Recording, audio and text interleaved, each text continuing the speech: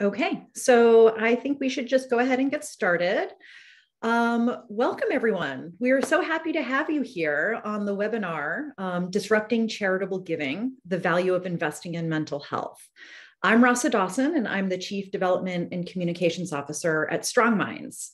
We're here today to talk about why investing in mental health is a more cost-effective way to improve human well-being than giving direct cash transfers. Those of you that know StrongMinds know that we are the first to speak about the importance of addressing mental health, which is why we are so thrilled about recent research by the Happier Lives Institute that compares the effect of treating depression and providing cash transfers on an individual's subjective well-being, and then uses that to estimate the cost effectiveness of two charities, StrongMinds and Give Directly. The analysis concludes that StrongMinds is 9 times more cost effective than cash transfers at improving well-being, not just for the recipient, but for the rest of their household too. This challenges the prevailing notion among many philanthropists that direct cash transfers are the most productive way to improve global well-being. So today we have Dr. Michael Plant with us to discuss the cost effectiveness analysis. Michael founded the Happier Lives Institute in 2019 to address the pressing need for more research on the most cost-effective, evidence-based ways to improve global happiness. He is also a research fellow at Oxford's Wellbeing Research Center. In the past, Michael was a research assistant to Peter Singer, author of the hugely influential book, The Life You Can Save, and founder of Hippo, a happiness tracking app. We also have with us today Sean Mayberry, founder and CEO of StrongMinds, to share more about why funding mental health is such a worthwhile investment. Sean is a former diplomat and social marketer who believes that treating depression in women in Africa is the most simple and cost-effective way to address systemic poverty. Sean implemented successful HIV, AIDS, and malaria programs in Africa for years and saw firsthand how undetected, untreated depression negatively affected people's lives. In 2013, Sean founded StrongMinds, which has now treated over 140,000 individuals with depression in Africa. Just to go through how this next hour will work, we will have Michael, as I mentioned, speak about the research that Happier Lives Institute has engaged on. We will have Sean speak a bit about StrongMinds, the work that StrongMinds does, and where he sees StrongMinds moving in the future. And then we want to do questions. We would like to open it up to everybody participating to submit questions, and we'll do some Q&A. So before we get started, I just have a few housekeeping notes. First, you've probably seen this event is being recorded. We will email you the recording after the event. Feel free to share it as you'd like. To avoid unnecessary background noise, all participants are muted for the duration of this event. Because of this, if you could please refrain from using the raise hand feature, that would be great. However, we do want all of your questions. So to submit a question, please click on the chat or the Q&A buttons at the bottom of your Zoom screen and submit there. And we will answer as many questions as time allows. And with that, I am happy to pass it over to Michael. Michael, welcome. Okay, great. Thanks very much. And thanks for that very succinct introduction, Rasa. I'm in fact wondering whether I really need to say anything at all. You've given it all away. Maybe I should say that if there was confusion, that I did not write the book, The Life You Can Save. That was Peter Singer, who is my my former supervisor and one of the advisors to Happy Lives Institute. Okay, I can't see how many people are in the seminar, but I hear there are lots of you, and that's very good news. So pleased to be able to talk at you for the next few minutes.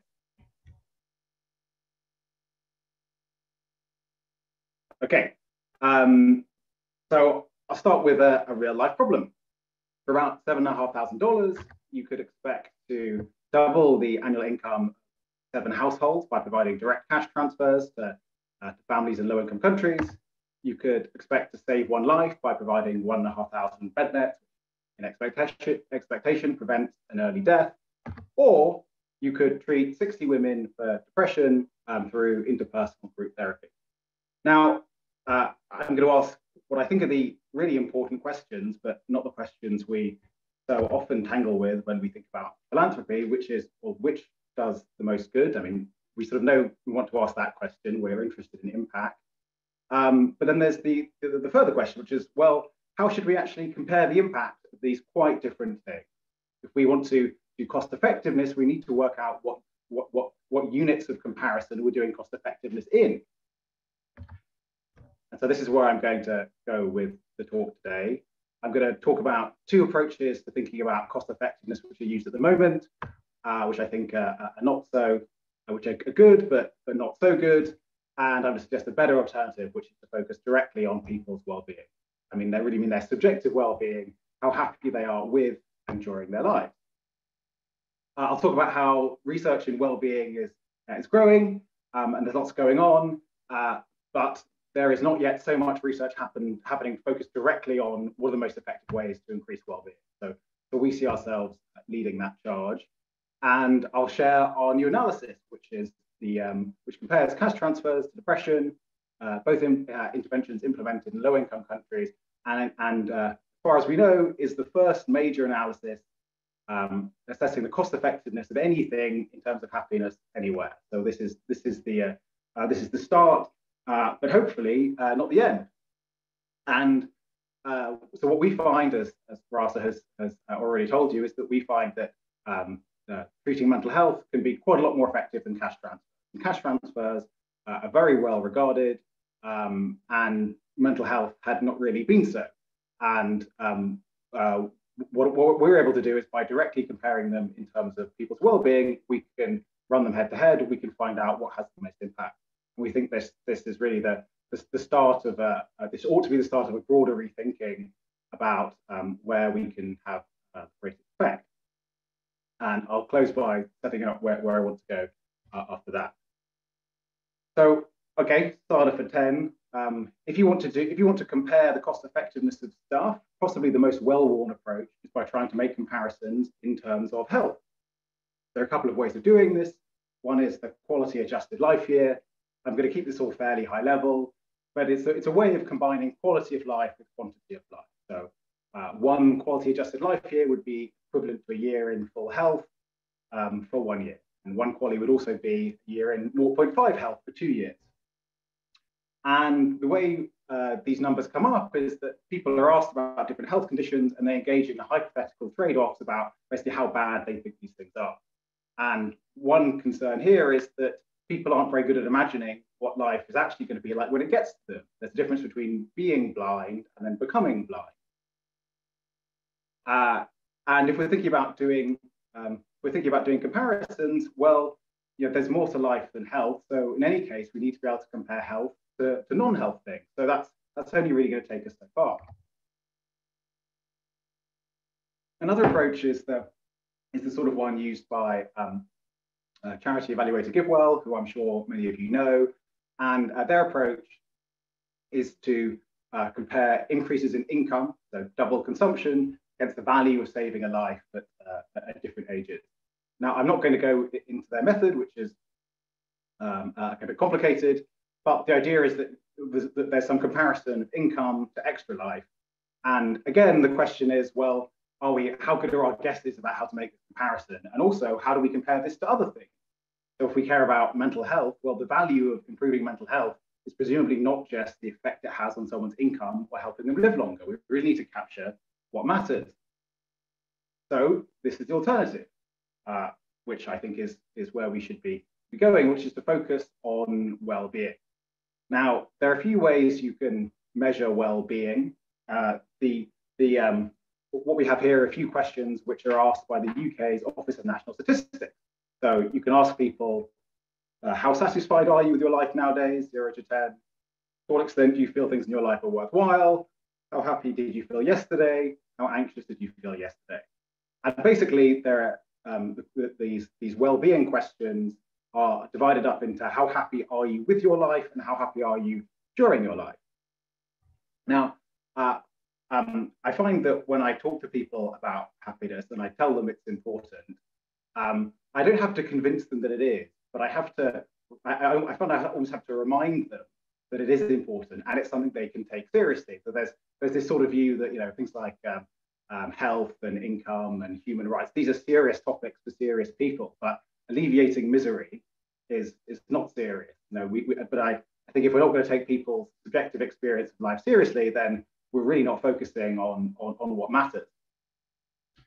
So there's this alternative approach, which is rather than doing qualies, we can do well-being adjusted life years. So one well-being could be a 1-point increase in a 0 to 10 life satisfaction scale for 1 year. You could do it in, you know, with slightly different subjective inputs, but that's the sort of idea. We have this existing approach, but we're going to use a new approach, just focusing more directly on what matters. So people are often quite suspicious of this whole subjective stuff. So I mean, how do we know that this is any good? Is it just, you know, is it just nonsense? Well, one way you can test if this is good is you can see what the associations are. So we find that high happiness and high life satisfaction associated with being wealthier, with being in better states of health, with being in a relationship, with what your friends say about you. Observe measures such as how often you smile, and that people who are lower in happiness and life satisfaction are more likely to commit suicide. So asking people how their lives go turns out to be a fairly accurate way of finding out how their lives go. So I don't think it should really be that controversial. People often think that, oh, isn't this problematically subjective? But if I were to kick you in the shin and you said to me, ow, that really hurt, I'm in pain, and I said, but what, isn't pain subjective? I don't think you would be very satisfied by that. I mean, the point is, like, the reason it matters is that it's subjective. That doesn't mean there's no sensible way we can compare and measure it. This is just a sort of an overview of life satisfaction around the world. And you can see from the colors that there's this kind of fairly plausible pattern. It looks like, I'm not going to go into this in detail either, but I can. It looks like that when people are judging their lives, that we have these sort of same judgments. We're putting our lives on roughly the same scale of best possible life to worst possible life, and that should give us some confidence. You know, if people in say very poor war-torn countries said they were 9 out of 10, we would be a bit concerned, but that's in fact not what we see. So it does feel like there's this shared scale going on. So research into well-being, subjective well-being or happiness, whatever you have it, is really on the up. So it's only been kicking around for the last few decades, but now, as the bit on the left shows you, it's really on the move. And there's starting to be interest in policies, in putting well-being into budget. Most of you will know the sort of fact that the Scandinavian countries are the happiest in the world. But as an indicator of how new some of this stuff is, the World Happiness Report has only been running for 10 years. So this is new. And well, you know, why should we think this matters? I mean, is focusing on happiness going to tell us anything new from you know, what the economists have been telling us all along, that we should just focus on growth and development? Well, the answer is probably yes.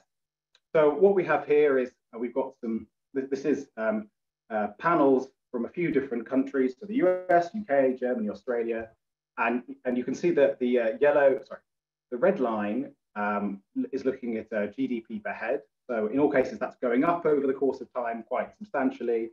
And if you're looking at the dots, these are slightly different measures of well-being.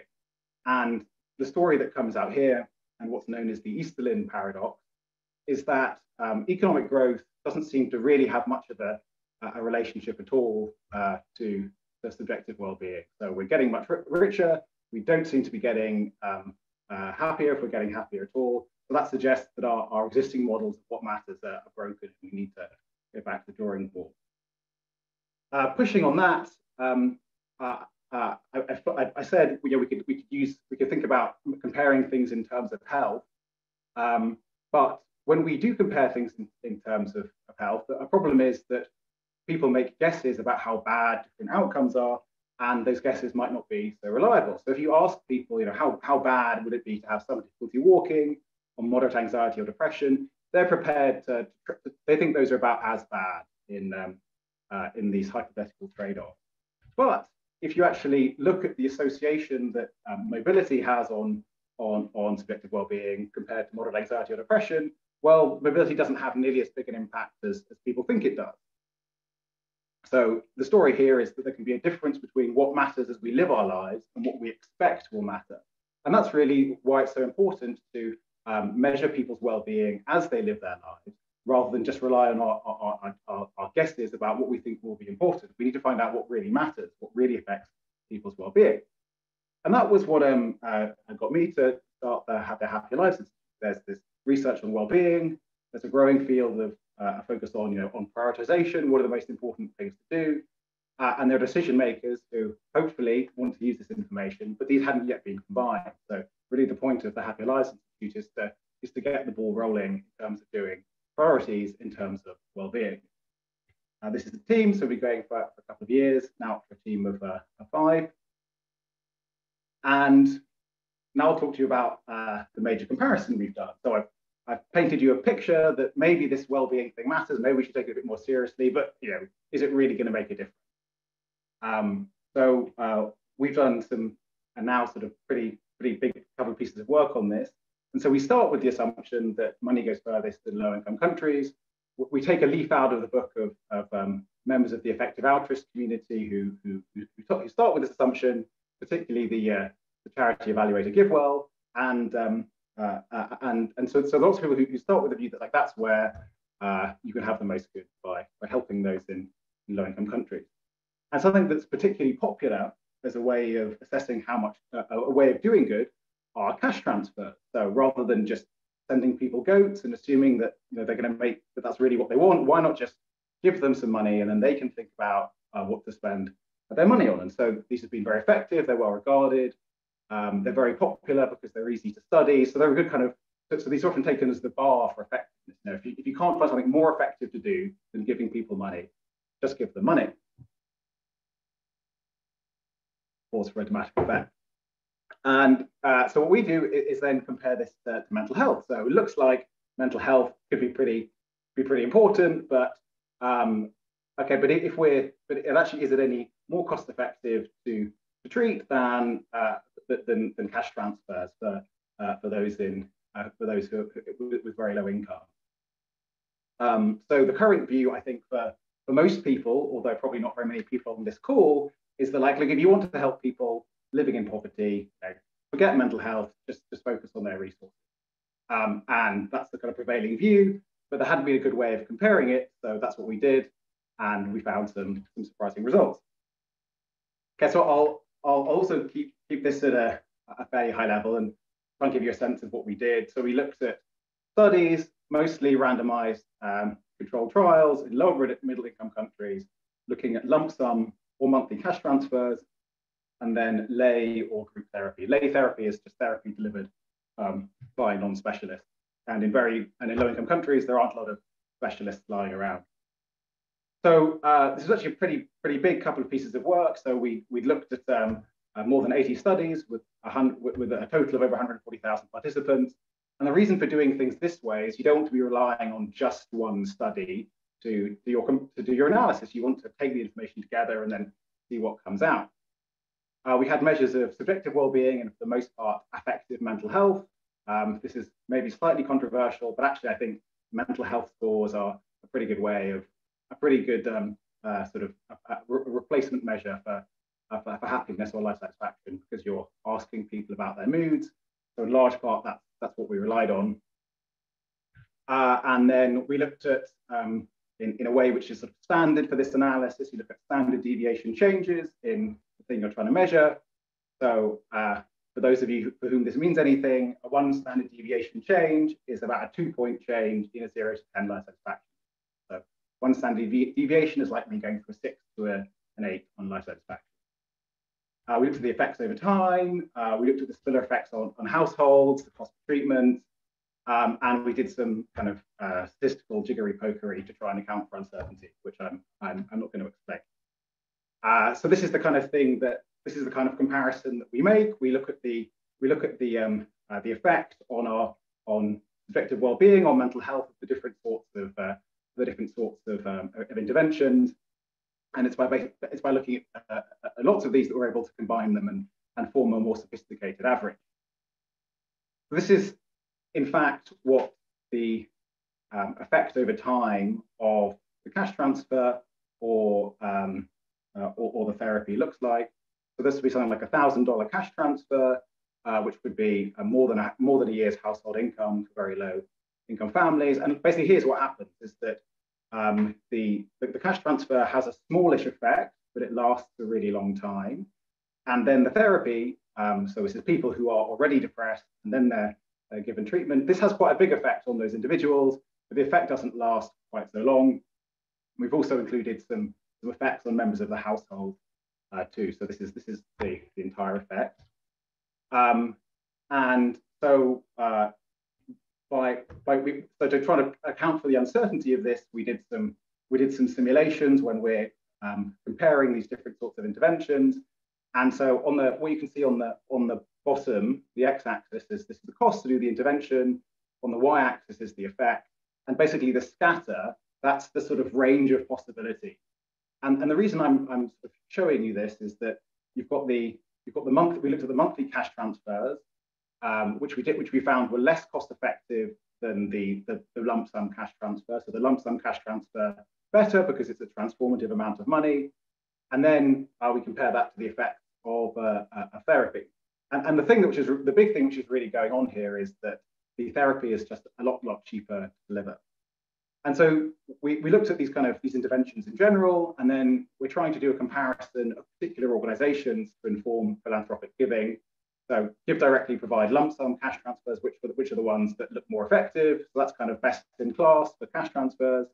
And then we tried to find and look for the best organizations providing a group therapy, and we thought StrongMinds were pretty good. They gave us their data, we assessed it, so we think StrongMinds are probably best in class for delivering this sort of thing, and that's how we do the particular thing in the end. And so what we get is that the StrongMinds group psychotherapy looks about 10 times better than the lump sum cash transfers, and you can see here there's basically no overlap. So there's basically no chance that that the transfers are more cost effective than the therapy.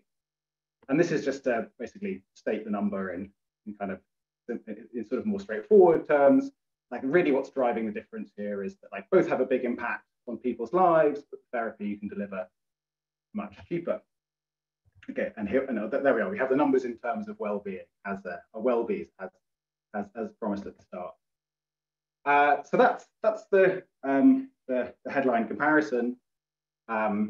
What do we conclude from this? Well, this is just a 2-point comparison.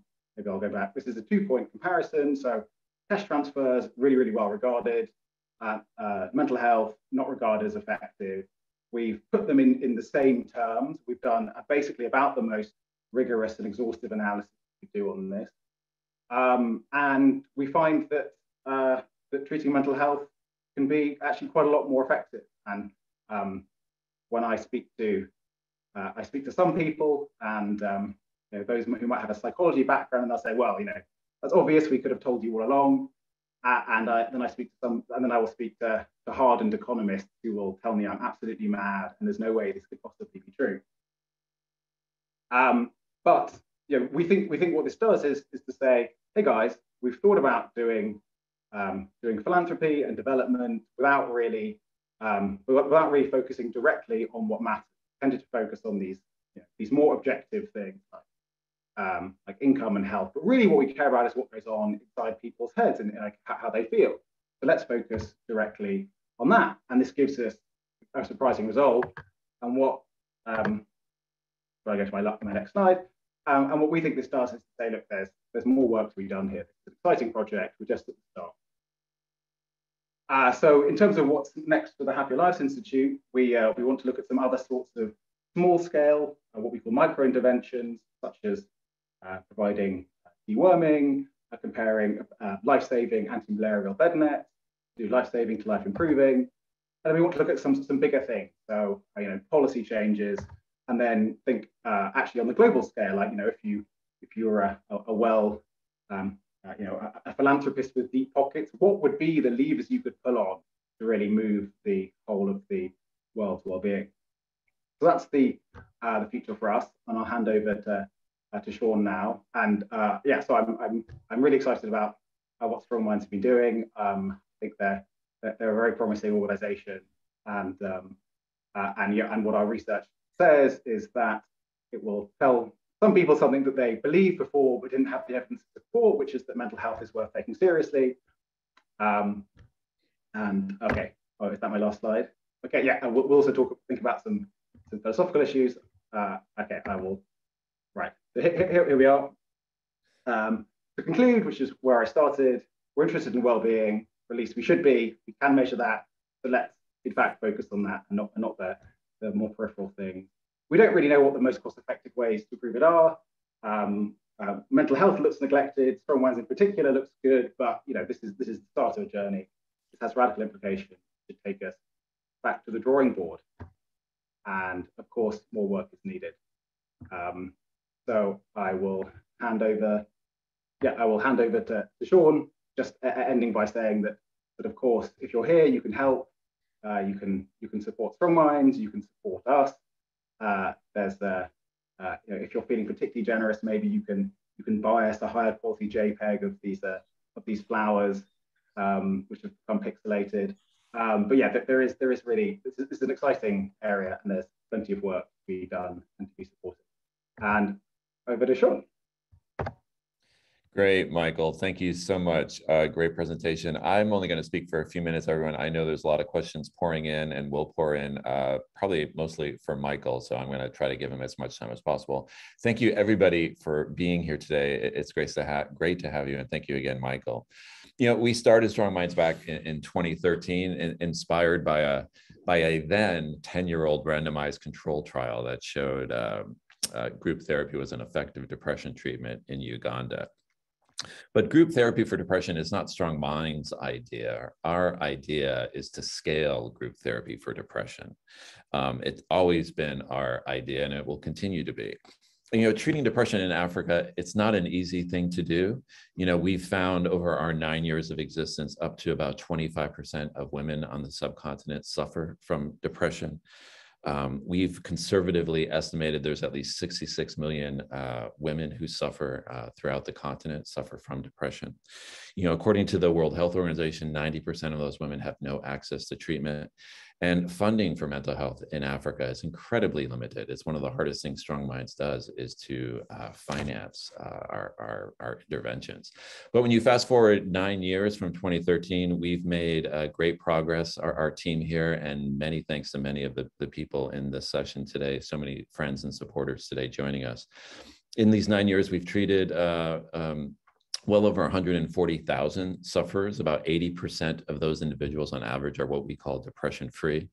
We've made great strides in the program. We started at 16 weeks of intervention. We're now down to 8 weeks of intervention, and we'll be down to 6 weeks of intervention, most likely by the end of this year. We conduct therapy both in person and now on the phone. We are delivering the majority of our intervention through volunteers, where we started with our StrongMinds salaried employees. We are truly democratizing mental health in Africa. Our cost per patient, which we track somewhat obsessively, started at well over $400 and today hovers around $100 per person. And we're in Uganda, Zambia. We are so close to launching in Kenya, just a few days away, just need to sign that final contract. And we're really confident that we can launch in South Africa in the next 6 months. We've always worked under the mantra that when an African mom is no longer depressed, her whole family thrives. And we really have the data to show that. We know that when a mom is no longer depressed in Africa, her productivity increases, her kids go back to school, nutrition in the house improves, their entire life really just increases so much because of becoming depression-free. And we track that, again, almost with a data obsession. But there's a whole other side to the impact that is hard to track. It's really about how have we changed these lives and their stories. I was in Zambia a couple of weeks ago and talking to so many of the women who had graduated from our groups. These are women who had suffered from depression for months and years, graduated from our groups, had become depression-free, and were inspired to actually volunteer for StrongMinds and to begin running groups themselves. They're making a huge impact with their neighbors in their community. Their lives as depressed individuals, those stories are just heart-wrenching. but the stories they have now are more important and just so inspiring. And I just love meeting all these individuals whose lives together we've been able to change. I am so grateful to Michael and Barry and the team at Happier Lives Institute for validating that solving depression is an excellent investment. Thank you so much. As I wrap up, the future for Strong Minds is incredibly bright. We'll continue to simplify and improve the model, make it better, faster, and cheaper. And scaling will always be our #1 progress. We're making great strides at scaling and partnering with NGO partners and with governments. For example, we hope to be launching with a new NGO partner in Mombasa in a couple of weeks, as I referenced earlier on that contract we're hoping to sign. And today, for example, even in Uganda, we have now over 800 volunteer community health workers. In Uganda, they go by volunteer health team members, but CHW type individuals working with us and working in collaboration with the Ministry of Health, and combined we'll treat well over 30,000 depression sufferers in that partnership with the ministry just this year. So for us at Strong Minds, scale is about more mental health impact. Scale is really about more lives changed. But the future also means that we'll be sharing our model with any organization or government entity in Africa and elsewhere who's interested. But that also includes exporting our model to the United States, where Strong Minds America will be launching this summer in New Jersey. So as I wrap up, thank you everybody for being here today, especially our friends and partners who have made this journey possible. And for those of you new to Strong Minds, thank you for being here. Rasa? Great. Thank you very much. And apologies for anybody who is in the chat. I accidentally sent out a big no with an exclamation point that is not meant for anybody on the webinar. It's a big yes to everybody's questions. Thank you so much for submitting them. And thank you, Sean and Michael, for covering what you did. I think we have a ton of questions that are coming in. So I would like to sort of triage them a little bit. But let's start with one for Michael, which is, can you clarify how qualities differ from well-bees? They both seem to tap into well-being. Quality of life seems relevant to well-being, life satisfaction, and of course, depression qualities can be measured. Is the only difference that one is measured as it happens versus in an imagined perspective way? Do quality measurements ever come from people who are suffering the relevant illness and how they feel relative to when they didn't have their illness? Great. Should have said a bit more about qualities earlier. So the real difference is that when people are making quality assessments, it is these hypothetical trade-offs about how bad you think it would be to go from your current health state to the next. So how bad would it be for you to have to be blind? But the thing is that when people answer these questions, the way our mind works is we're not like that good as mental simulators. So if you ask me the question, what it's like to be blind, what my brain is going to answer is the question, what it's like to become blind. So there is various biases in our predictions about how we'll feel. One is the focusing illusions. Like our attention is drawn to things easy to imagine. Another is immune neglect, which is that we forget that we will get used to some things, not others. So you won't get used to being depressed. You will get used to having some mobility issues. So that's why it's important, rather than asking people to imagine what health states are like that they don't are familiar with, to actually measure people's experiences. And then you can ask people with those health states, and then say, okay, you have kidney failure. How bad do you think kidney failure is? But an issue with this is that then what you're still doing is you're really loading it into the person's mind to think about their health condition. And what you want to find out is, how bad is this health state when you're not thinking about it? How bad is it in your normal life? And that's what the happiness measures can allow us to do, rather than asking, loading it in someone's minds and asking to make the comparison.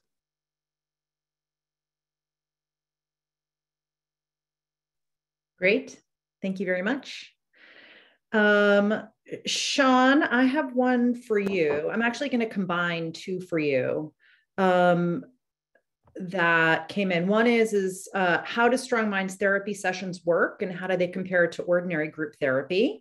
And then related to that is a question about, do only people with depression qualify for StrongMinds program? And how does that square with the fact that most depression goes undetected?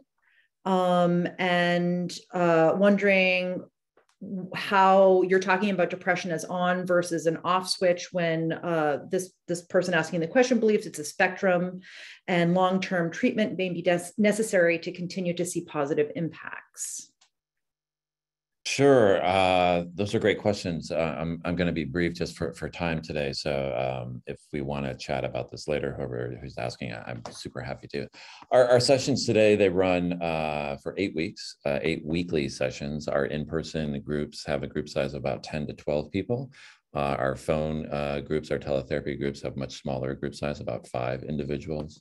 We use the modality of group interpersonal psychotherapy, which was the basis of the RCT I mentioned in 2002 in Uganda, which really focuses on identifying the triggers of depression from the interpersonal perspective. There's different triggers of depression according to IPT, life change, grief, social isolation, etc. The groups really focus on helping individuals to understand that they have depression. They've already been screened for depression to go into the groups, identify what their individual trigger or triggers are, and then together as a group to really devise strategies to reduce those triggers and thereby to reduce depression. StrongMinds only treats individuals with depression. We use the Patient Health Questionnaire 9, the PHQ-9 diagnostic tool. It runs from 0 to 27. Individuals typically on the lower level, 0 to 4, which is mild depression or even minimal depression, typically aren't in the groups because those individuals most likely can recover from depression without using group therapy. And I think there was another question. Oh, in terms of depression on the continuum.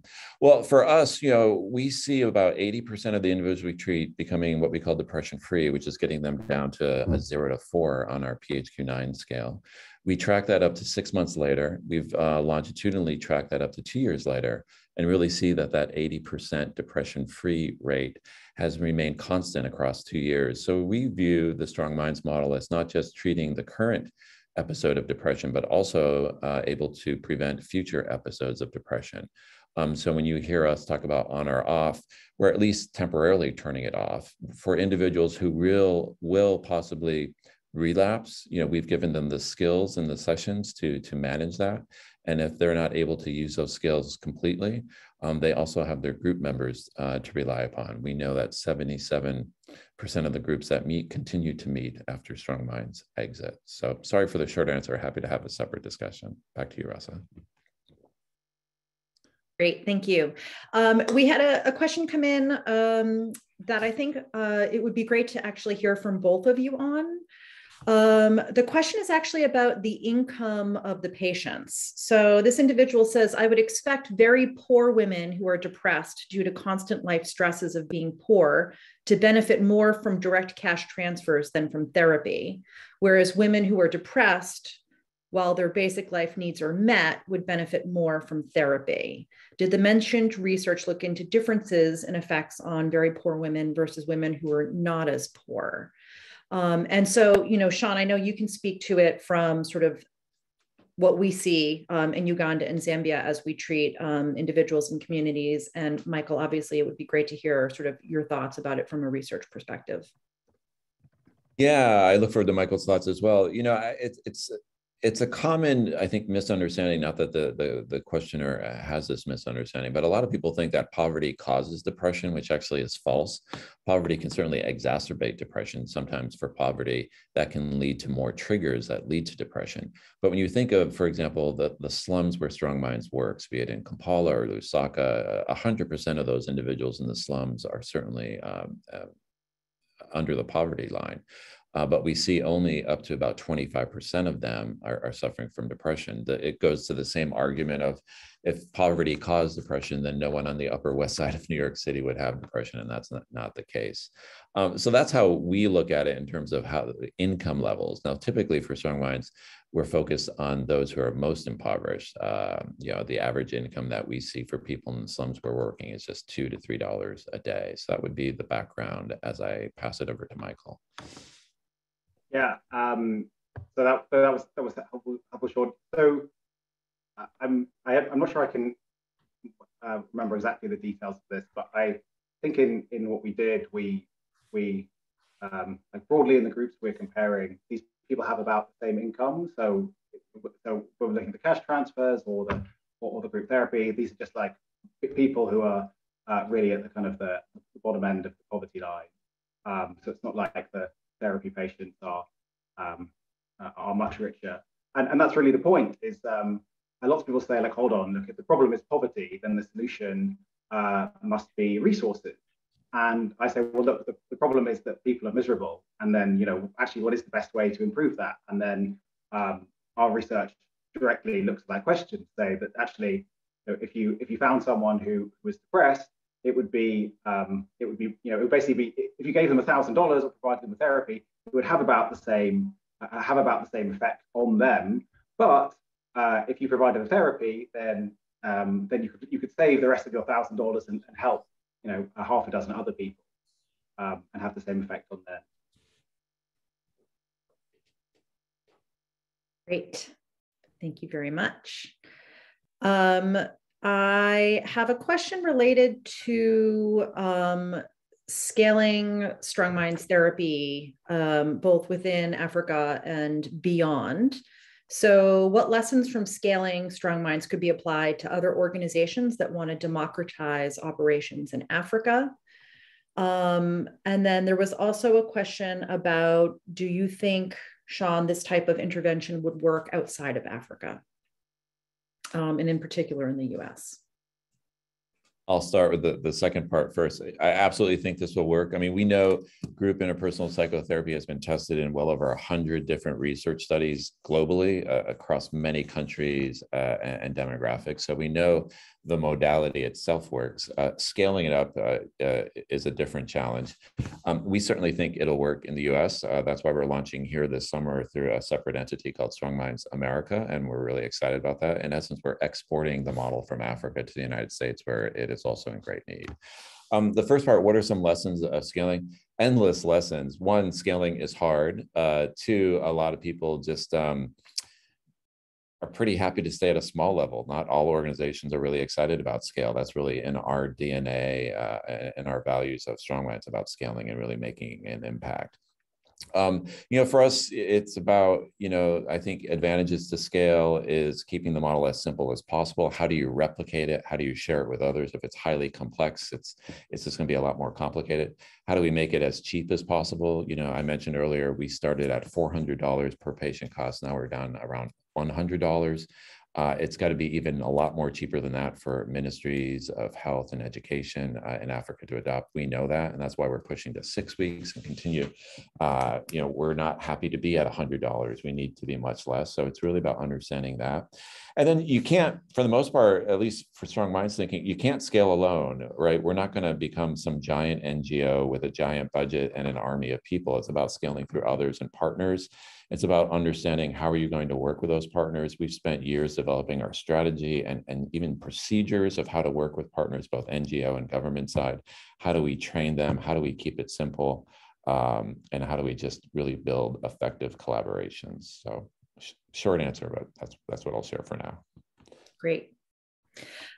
Michael, there's a question for you about Happier Lives to clarify goals, or Happier Life Institute goals to compare, example, group therapy for depression to the various micro, meso, or macro level interventions listed on the last slide that you showed. So the aim of the Happier Lives Institute is to find the most effective way to make people happier, and then give that information to decision makers who will then change what they do, so that in the end, lives become happier. So that's the vision. And the research project is to look at these different things. This hasn't been done before, so we started. We're digging where we think we're going to.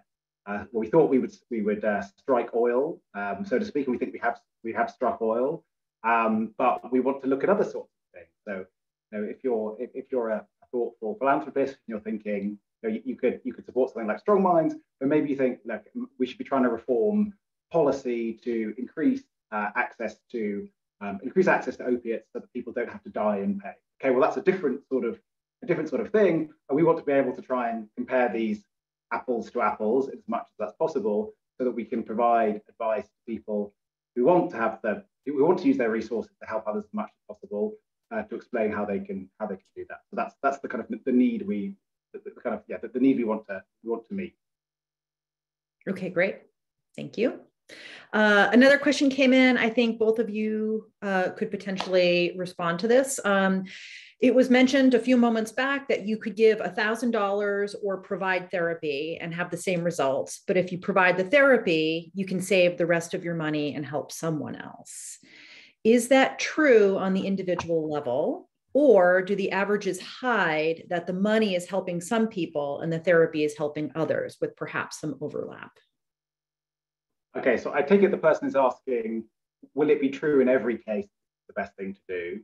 And the answer is, I don't know, but probably not. There will be some people that don't benefit from therapy. There will be others that do really benefit from the cash. And the reason the dots I put up on the screen earlier, where we have these different inputs in our model and we're simulating different options, and then we're seeing what we get. I mean, the point of that is that not in every case, but on average, you can feel pretty safe that the therapy is going to be the better choice. And if we're making decisions, of course, we have to rely on these sorts of averages. Yeah. Great. Thank you. Sean, this one's for you. Given limited public mental health budget and philanthropic funding available for mental health, does StrongMinds have a sense of what the optimal cost structure would be for us to partner with governments and NGOs for uptake and sustainability? That's the million-dollar question. It's something we're really working to understand better. We know, as I mentioned earlier, it's a lot less than $100. We're seeing progress in Uganda as we begin to treat tens of thousands of individuals through the government, the Ministry of Health partnership.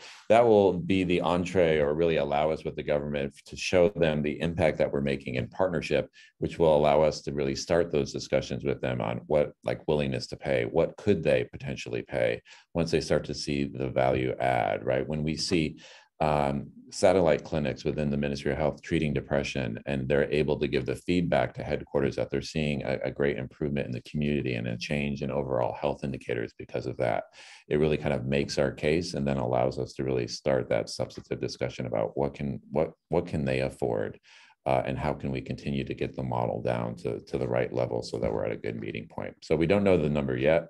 It's one of the most important things we're looking to get to, and we're marching towards that destination. Great, thank you. This one's for both of you. What do you feel the minimum viable product of therapy is? Do you want to do more research into the smallest number of therapy, the smallest amount of therapy that still has the most impact? Love to hear both your thoughts. Yeah, I'm actually not sure I have a very sophisticated opinion on this question. We just, when we looked at, like, there are some studies, but there's not like so many hundreds of studies that we looked at, in low and middle income countries, that we were able to kind of really work this out. So no, I mean, as maybe Sean will tell me otherwise, but I understand it's sort of under discussion as to, do you really need 6 sessions or is it 12? And part of the problem is that we tend not to measure the really long-term outcomes. So there's quite a lot of guessing going on. But I don't have a particularly strong opinion. I love the question. It's one of the most important and exciting things that we do at StrongMinds, is to continue to push towards whatever that minimum viable product is. I just love the fact that the asker asked it in that way. Yeah, we're at 6 weeks now. We can get it down lower, shorter. We have volunteers now, whereas we used to have staff, salaried employees. we have individuals delivering therapy at the volunteer level now who are completely illiterate using our pictorially based our model. In many ways, we're getting to the point in Africa where it's a slight exaggeration, but I think you'll understand what I mean when I say it, is that we can train almost anyone to deliver this product. Now, the challenge is to continue to simplify it. And to that end, about what is the minimal viable product, that's one of the big reasons this year for StrongMinds, we created our first time ever a dedicated innovations laboratory so that we can keep testing all these crazy new ideas that we come up with and really be disciplined about it. The most exciting and a very exciting idea that we have is we call it book club therapy. It's something we've tried before, but we're going to try it again. It's really using the premise that, or the hypothesis that mostly what is driving the increase in depression globally and in Africa is the increase in overall loneliness, and is social bonding, which we think is one of our secret sauces to our model. If we really had a model that was mostly focused on social bonding, getting people together, would that have a strong impact on depression, and thereby also be such a simple model that almost anybody could do it? So we have to continue looking for simple models if we really want to democratize what we do. So I love that question. Thanks.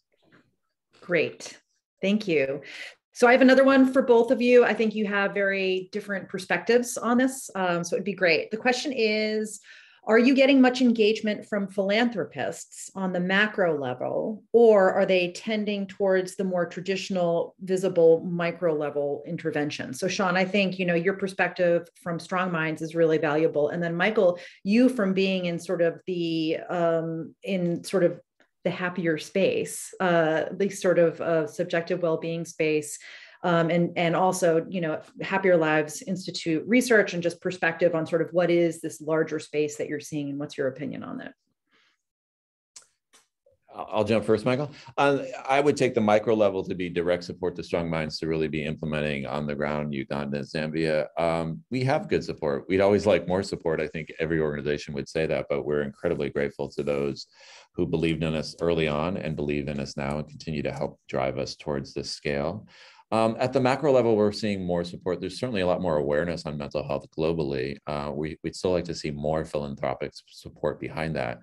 We really need a global kind of advocacy effort to really create more awareness around good mental health, the values. And there's a lot of great models out there that can make a big difference on mental health today. My position is, and StrongMinds' position is, we don't need more research around what are the models for intervention for mental illnesses. They're out there. We just need the support to actually implement them. But at the StrongMinds side, we have a number of great supporters who are helping not just our direct activities, but encouraging us and potentially sponsoring us to do important research that can really change our model and that of other mental health implementers and bring others to the table as well. So we're really happy about that. Michael? So I think this question is about like small scale interventions versus change. So the people that I speak to tend to have more of the micro type interventions in mind.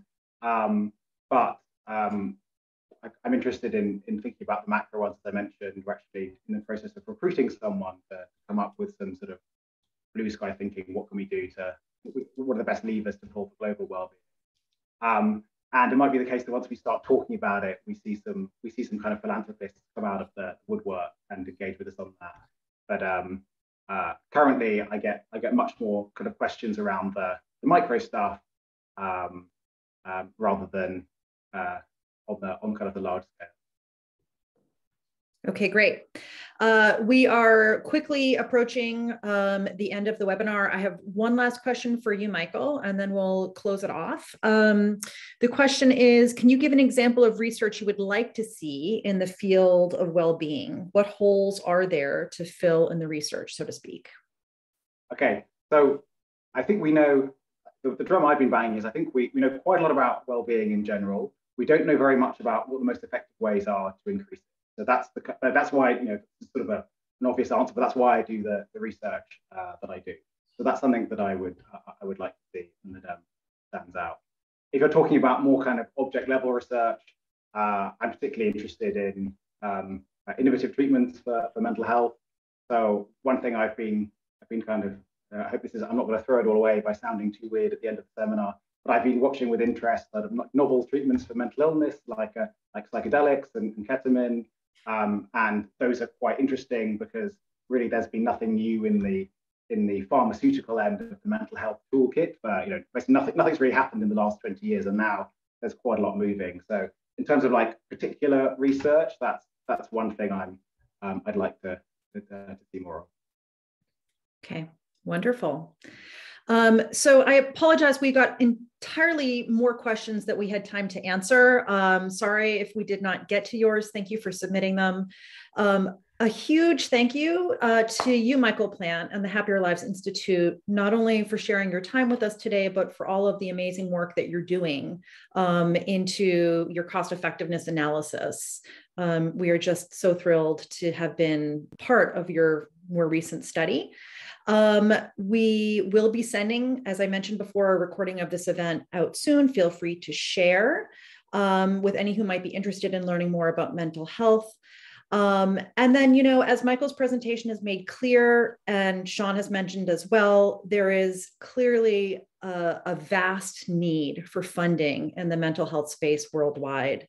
StrongMinds is one organization that is working to address the need of women and adolescents with depression in Africa. We have the audacious vision of offering free quality depression treatment to anybody who needs it. And so we hope that you consider supporting the organization based on Michael's very good analysis of how cost effective it is to support mental health. Thank you all very much. It was absolutely a pleasure. Thank you, Sean, for your time as well. Any last comments or? Well, for me, thank you very much for hosting us. Thank you in return for doing the actual hard work. And if anyone wants to follow up with me about the stuff that we're up to, then feel free to get in contact. Michael at Happier Lives Institute. .uk, so .org, sorry, but just feel free to reach out and if you want to talk about the research we're up to. But thank you very much, StrongMinds. Thank you, Michael. Thank you, everyone, for being here. Thank you. Wonderful. Thank you. Have a good afternoon, morning, evening. Bye.